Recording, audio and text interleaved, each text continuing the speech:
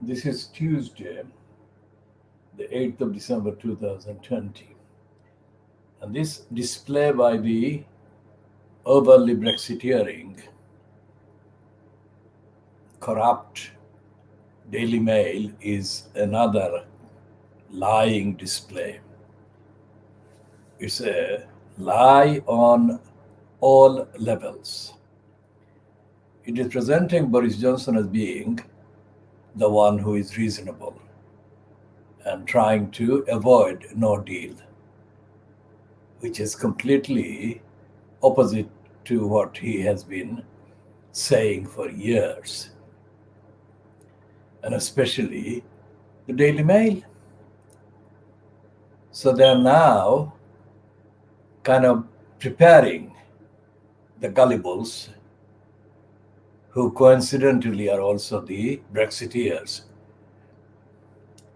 that Johnson has been the reasonable one and the European Union negotiators have been the unreasonable one. This is part of the biggest propaganda push by the Johnson-fronted cabal of Brexiteers so far.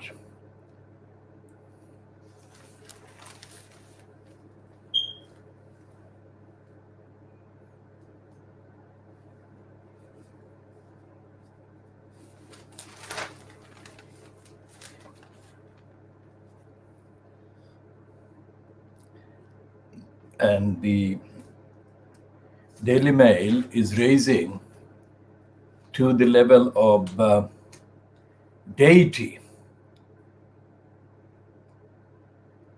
Kate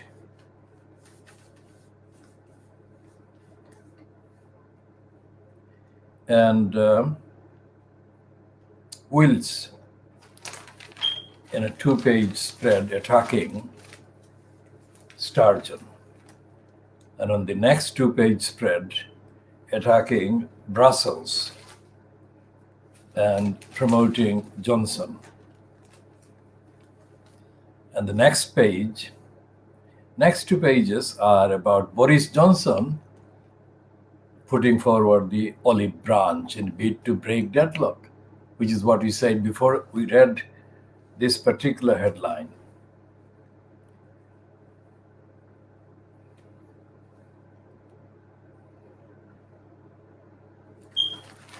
And Stephen Glover has been reinstated as a peddler of lies for Boris Johnson. And he's joined the bashing of the European Union bureaucrats.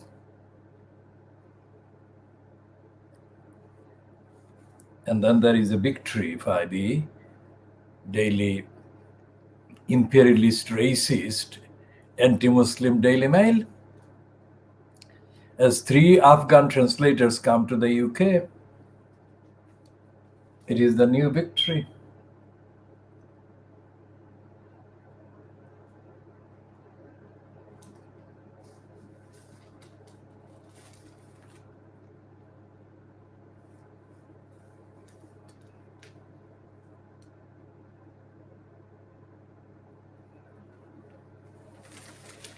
And there is another lying promotion for the absolutely corrupt thing called house prices. And it is saying that house prices explode, strongest growth in house prices in 16 years, as values rise 6.5% in 5 months, an average of £15,000.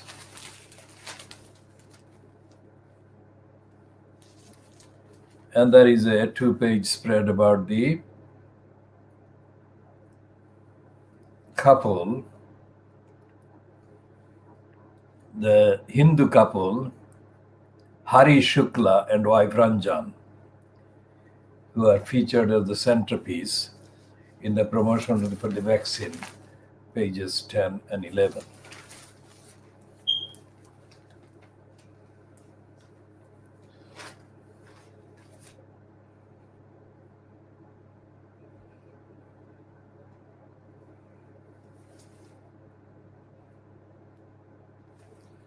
And there is a thing on page 13 which says rising London cases of the virus trigger tier 3 fear.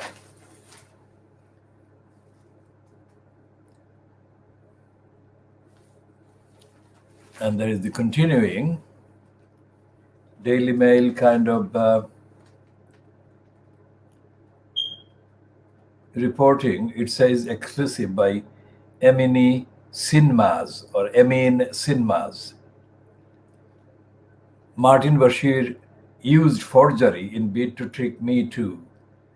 As the BBC probes Diana's scoop, a new claim of skullduggery from Tony Martin lawyer. Now, Tony Martin is the man who was excused after he murdered and admitted to murdering an intruder into his house.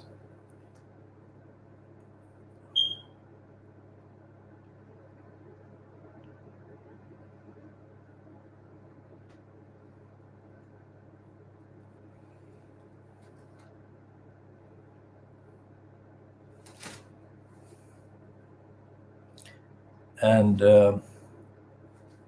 this word again, the dice, this phrase, last throw of the dice, this is on the editorial of the Brexiteering Daily Mail, saying that Boris Johnson hits Brussels for last throw of the dice. And the second editorial is, of course, about the calling for the celebration of the BE Day.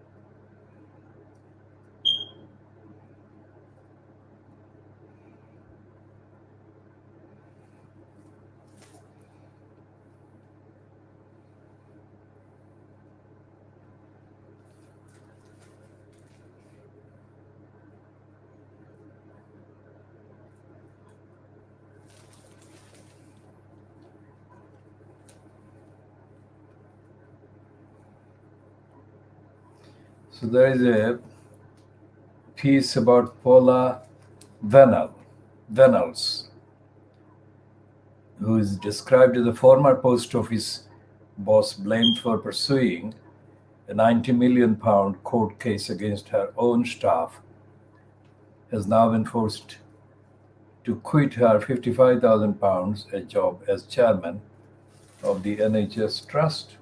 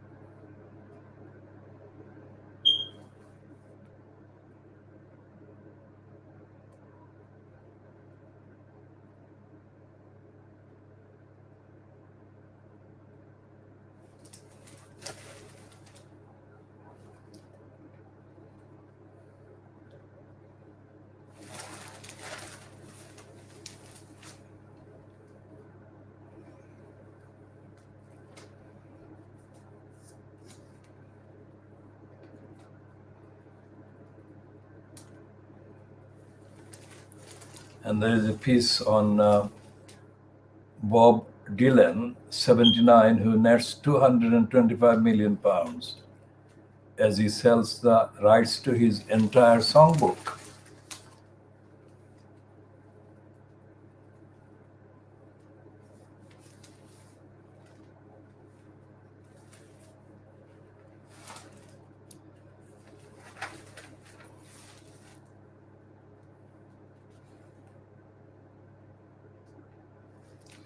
And the continuing court case brought by Tatiana Ahmedova in the High Court.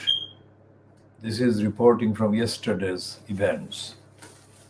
And the headline is ex-wife in £453 million divorce row tells court, "Don't listen to my son. He is a compulsive liar."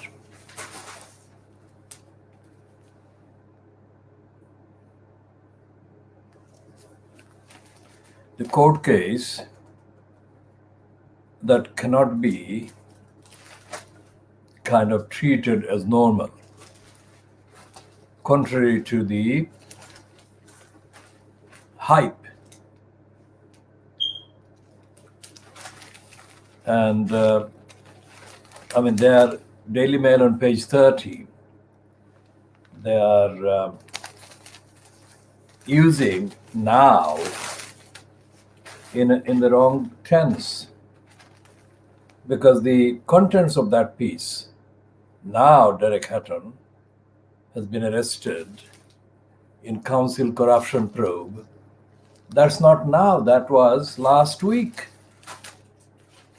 But this looks like he has been arrested yesterday. Let's see what they say. Whether they say he was arrested again or they're referring to the original arrest. Derek Hatton was among those arrested by police investigating corrupt building deals in Liverpool. It has emerged, but it has emerged right from the beginning. The former Trotskyist deputy leader of the City Council 72 was held alongside Mayor Joe Anderson on suspicion of witness intimidation on Friday. Mr. Anderson, 62, was also quizzed by officers on suspicion of bribery.